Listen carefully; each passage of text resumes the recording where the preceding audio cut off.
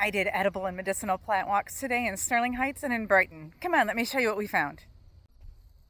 Oh, wait, first let me tell you about Mushroom Camp coming up in a few weeks. That's where we learn all about mushrooms. We go on mushroom forays, we eat mushrooms in all our meals. It's a really fun weekend, and I have a few spots left. So if you're interested in coming to Mushroom Camp, hit me up or check out the website for details.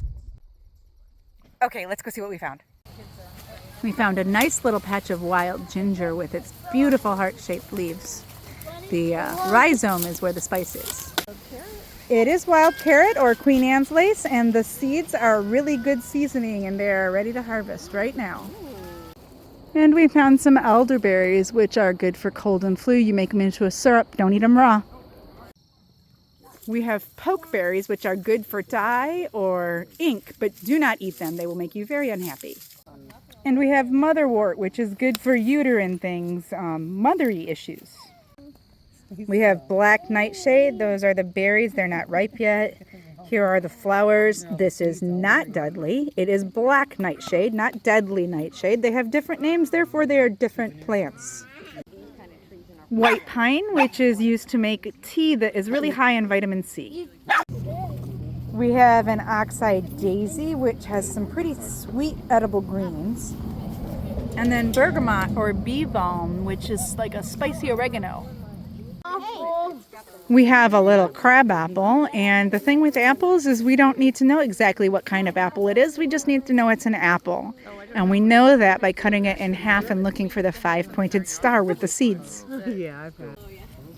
We found some goosefoot, so this is very much like spinach. You can eat it raw like spinach or cook it like spinach.